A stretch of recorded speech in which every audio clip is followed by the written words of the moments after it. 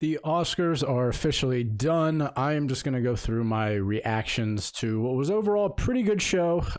I'll go over all the winners here, give a quick take, and then just I have a winners and losers list that I will go over. I'll think about the show in general, how Conan did, do I think the winners were good, who were the real losers, all that fun stuff. So let's get into it. We'll start here with screenplay. Anora winning one of its many Oscars for original screenplay. Overall, I'm happy with Anora taking so many awards. If there was going to be a movie this year that was just going to run the table, I guess Anora would be my pick. It was one of my 3 or 4 favorite movies of the year. So I have no complaints here. I'm happy September 5 didn't really take it. Adapted screenplay, Conclave, no surprise here. Nickel Boys probably deserved it, but whatever. Visual effects, Dune kind of held its place as the favorite, but I am a little surprised here that it did end up winning because this could have easily been Better Man or Kingdom of the Planet of the Apes. For sound, Dune does it again, taking home the technical awards, deservedly so. Again, I'm a little shocked that Dune kind of held on to sound. Given there was some noise from A Complete Unknown or Wicked, but ultimately, deservedly so probably. Dune Part 2 is winning at least the below the line categories. Live action short film, I Am Not a Robot. I didn't see any of these. Apparently, from what I've read, the shorts category was just a mess this year. Nobody knew what was going to win. Apparently, I'm Not a Robot was not the popular pick on social media, at least, so be that as it may. Wicked winning production design, the one that I think actually Wicked deserved. Its production design was pretty perfect, so no complaints there. El Mal winning best song. I'll touch on this later, but obviously, what a horrible category this year. Brutalist won best score. Not surprising. How about that acceptance speech? Daniel Blumberg has never seen the sun before, and I kind of love it. The Substance winning makeup and hairstyling. That was kind of a fun surprise. I swore Wicked was going to get this, but lovely win for The Substance.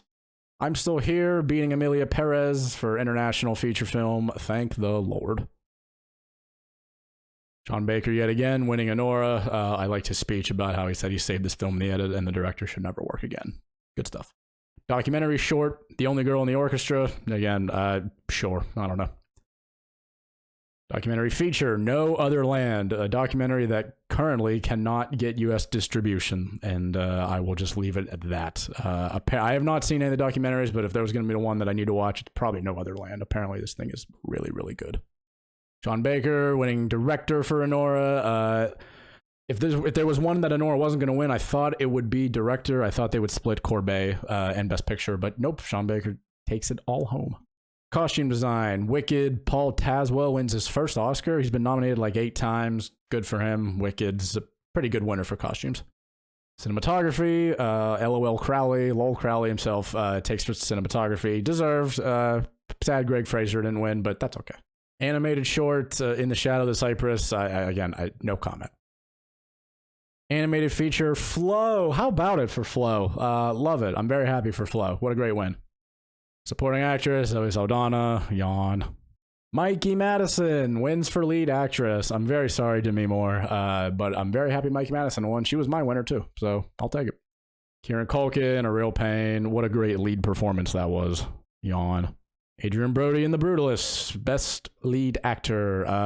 Yeah, that was quite the speech, wasn't it? I'm sad Timmy didn't win, but I do like Adrian Brody. And Anora winning Best Picture. Deserved. Not my pick, but one of my favorite movies of the year, so I cannot complain. All right, so what did I think of the show overall? Overall, I thought Conan did a really, really good job. This was one of the better hosted Oscars that I've seen in a handful of years, probably. Conan's obviously one of the funniest people that we have right now, just in the game. And man, he proved it tonight. First, I'll go in order of my list here, as I was just kind of thinking of things throughout these past day and a half. The Wicked opening, I liked. Wicked was not my favorite movie. It was a movie I enjoyed, but I will say this: Ariana Grande opening with "Somewhere Over the Rainbow." She's talented. She can sing. Cynthia Erivo opening with whatever song that was from Wicked that I can't remember. Pretty good. She can sing. And then both of them doing Defying Gravity. pretty good. They can sing and they have chemistry, so I have no complaints there. I liked all the LA stuff, dealing with the wildfires. Maybe a little too LA centric at times for people that kind of aren't as tuned in, but I didn't really have any issue with it. Overall, Conan O'Brien crushed it. The dance number at the start I thought was very entertaining. I thought his jokes were very good. I liked seeing the Doom Worm come back twice to play an instrument and to dance and stuff. I thought that was just fantastic. Conan is a very silly man, and he knows exactly how to do it. His monologue was really spectacular. I think the Carla Sofia Gascon bit was just A+++. I'm shocked that they let him pull that off, but it was very good. The Conclave joke was good. I don't think he had any bad jokes. I liked the Cinema Streams commercial type kind of SNL pre-film stuff. That was really funny. Overall, I liked it. Anora getting five wins, 4 for Baker and Mikey Madison. Again, no complaints really. It's a great movie. Mikey Madison was my favorite lead actress this year, so I'm very happy with Anora. And Sean Baker deserves it. This guy's been making really good movies for a really long time on the independent circuit. And of course, his best picture speech, or his best director speech, I should say, or was it his best picture speech? I don't know. He had 4 different speeches, so I gotta get it mixed up. But him talking about the theatrical release, telling studios to put movies in theaters where people can experience them and where they will make money is very, very important. Flo winning Best Animated. What a surprise. Is the animated feature kind of voting body, are they the most like in tune with it right now? The Boy and the Heron last year, which wasn't even my pick. I liked Spider-Verse a lot, but The Boy and the Heron winning was an awesome surprise. And this year with Flo over The Wild Robot, which again, kind of sucks that The Wild Robot didn't win because I loved Flo and Wild Robot basically equally. But Flo winning is just such a fun surprise. Flo was made for like no money on Blender, which is a free VFX software. Like anyone can make a movie like Flo. It is fantastic stuff. They did the Big 5 for costumes and cinematography awards, which I thought was very lovely. Normally I'm against the Big 5, but they normally deploy it for lead and supporting performances where I would rather see the clips, where we all would rather see clips. And instead we got them for costumes and cinematography. We got the actors talking to the cinematographers and to the costume designers, which I thought was very lovely. I enjoyed it. Production design, Ben Stiller had a fantastic bit. Him coming out of the kind of the elevator type deal that was breaking. Kind of similar to the John Cena costumes bit last year where, you know, it's related to the award and something has gone wrong with it or something like that. I thought it was very good. Just want to shout out John Lithgow twice. This ceremony was fantastic. Obviously, him at the start with with Conan saying that instead of playing music, we will cut to a slightly disappointed John Lithgow face, and Lithgow just hamming it up is really good. And then him during the costumes award, he was one of the Big 5 for Conclave. Him having kind of 1 or 2 really good lines with Bowen Yang, who was dressed in his Wicked costume, I thought was very funny. So John Lithgow kind of wins the Dion Waiters Award for the rewatchable fans out there. Like I said, Daniel Bloomberg winning Best Score for The Brutalist. This guy has not seen the sun his entire life. He basically is Nosferatu in a way. I love that he had a speech and that he did not look up from the microphone once when he was giving it. And then he kind of just left once he got played off. But he did sing his way off, which was a good callback to something much worse that I will discuss later. Like I mentioned before, clips. We got clips for the lead performances, which was odd. They certainly made a choice. I don't know why. That's in the con section. Don't get ahead of yourself. The clips for the leads performances were very good. It was always going to be this way once the Carla Sofia Gascon stuff happened. So we'll take the clips. And then my favorite presenter of the night was probably June Squibb and Scarlett Johansson. June Squibb saying that she is Skarsgård in costume is very funny. ScarJo said she was someone else too. I can't remember. It was really good stuff. June Squibb is 95 freaking years old, and she has like comedic timing still, and she looks fantastic for 95. It's incredible stuff from her. June Squibb is hilarious and continues to be. That about sums up the pros. Let's get to the cons. Number 1, the song and dance numbers. generally speaking, I'm not fully anti like song performances at the Oscars. I think there's probably like too many of them every single year, and this one was no exception.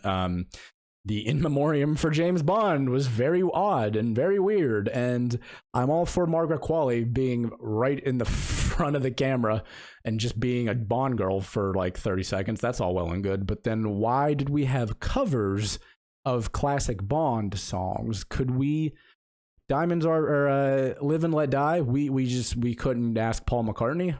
Was he busy? Maybe. We couldn't ask Adele. Was she busy for Skyfall? The three performances that were covering the Bond songs were just not that good, to be honest. Sorry to say. I love James Bond, but this wasn't it. It just wasn't it. It went on for way too long. The Quincy Jones performance by Queen Latifah, again, like, Queen Latifah was better at least, but we don't need it. I'd rather just have him be playing. I'd rather just have clips of Quincy Jones' music. Like, just give me his music in movies. I don't really need to see Oprah in 2025. I've seen enough Oprah. The Amelia Perez win for El Mal for Best Original Song. I believe her name is Camille. She tried to lead a sing-along of Amelia Perez, which was maybe the worst level of self-awareness in a room that I have ever witnessed on television. I wanted to crawl into the fetal position and melt into a puddle. Thank you to Emilia, Epifania,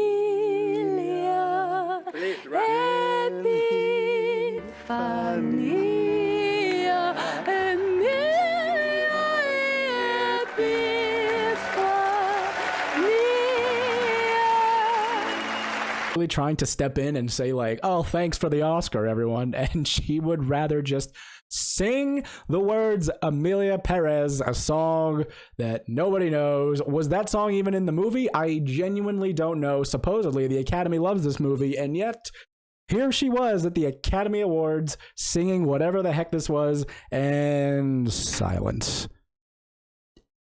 Amelia Perez should be banned from all future discussion. We are done with Amelia Perez. It's over. Move on. Adrian Brody, Best Actor. I don't have a big issue with him winning. I do have an issue with his speech. He is the most actor brain dumb guy of all time, and I say this with love. Adrian Brody is the lead of King Kong 2005. Peter Jackson's King Kong, my favorite movie of all time. I love Adrian Brody. I love him in King Kong. I love him in The Brutalist. I didn't need whatever the heck that speech was. He is just... I get it that he hasn't had the most successful career post his first Oscar, like 20-some years ago. He was making a lot of direct-to-video weird action movies and stuff like that, and he'd pop up in like Succession and Peaky Blinders and whatever, but like, I don't know, man. It's just the most actor thing of all time, and I mean that in a derogatory way. I'm sorry, Adrian. I'm sorry. Congrats on your Oscar. I'm very proud of you. The runtime in general, this went for about 3 hours and 40 minutes, the Oscars, which I don't know. I don't want to cut too much, like give everyone their time on the podium, let them have their acceptance speech, except Adrian Brody and Camille for Amelia Perez, but I don't know if this is where the songs come in, where I'm like, I don't need a James Bond song and dance number. I need like 2 to 3 minutes of a James Bond montage of clips of his movies, edit them together with good music, and that's all. And that's all good. Cut to Daniel Craig, bring Pierce Brosnan in, invite freaking whoever else in, and just thank him that way. I don't need a song and dance number, because at the start of the Bond stuff, it was just a montage with some music and some cool action, cuts and clips, and I was like, this is the stuff right here.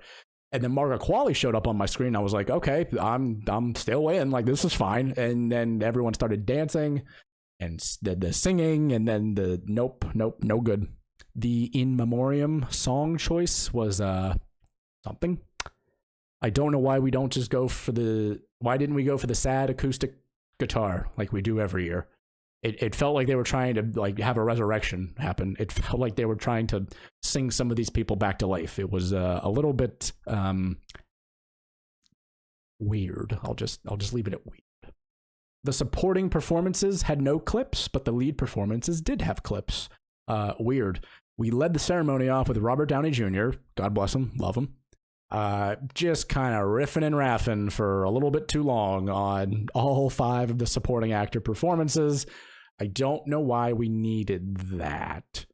And then we had to have Davine Joy Randolph do the same thing with the supporting ones, and she was much more stick to the script, kind of like a little bit more self-important, which is fine. I would expect very contrasting styles between RDJ and Joy Randolph there, but we couldn't just do clips for the supporting performances too. We had to have these people, like, for the 8th freaking time, talk about how, Zoe, you are Amelia Perez. That's not your character name because nobody can name your character, but you are your character. Or Guy Pearce, you are the Brutalist. Or you're not the Brutalist because that was Adrian Brody, but you get the point. Like, it felt like every single sentence was just the same thing, where it was like, you transformed into this character. And I'm like, yeah, that's acting, man. That's their job. And they did a really good job at it. I wish I could see some, like, a 7 to 10 second clip of it to remind me how good it was. That would be really appreciated. Just, yeah. Clips, please. The Andrew Garfield and Goldie Hawn segment was weird. Andrew Garfield just, like, pouring his heart out, being like, Goldie, my mother, who is now deceased, loved you. And Goldie Hawn went, okay. That's nice of her. Maybe he should have ran that one by her, because it feels like that was not prepped, and I don't think she wanted anything to do with it. That's just my hot take. The Kieran Culkin speech. I don't think it was that bad, but it was just a little weird and a little hectic and all over the place, much like Kieran Culkin in the movies and such, in Succession and whatever. It wasn't that bad. I thought it was funny, but it went on for a little long, it felt like, but yeah, they all do. They also cut the Dune guy off for sound, I think it was. 2 of the 3 people went, and then they played the music, and they didn't let the 3rd guy talk, and I thought that was very mean. And we had to have Adrian Brody take 45-second pauses and just be like, acting is important. Like, I don't think, we can let these people speak. We want to hear their speeches. I don't want to see bad James Bond cover songs. I don't know. That is my take. Overall, more pros than cons. Conan being the kind of best pro out there, I should say, because he was so good, I think. Maybe that they just kind of let him do this for the next, like, 3 or 4 out of the next 6 years or so, maybe. Just like, he's just hosting a podcast. Like, let him host the Oscars every year if he wants to. This guy knows what he's doing. He's awesome. We love Conan. Good stuff. Oh, one more that I forgot to write down is the LA Fire Department bit where they got to read the jokes, and the Joker 2 one was spectacular. Loved it. Great stuff from Conan again. All right, but those are my thoughts on the Oscars. Just wanted to do a little rant about them. And hopefully we'll get back to more movie review talk, but there's not a lot of good movies out right now, which is a real bummer because there's an empty spot. So, hey, distributors, put your good movies in theaters, please. But like and subscribe, yada, yada, yada, and I'll see you in the next video. Goodbye.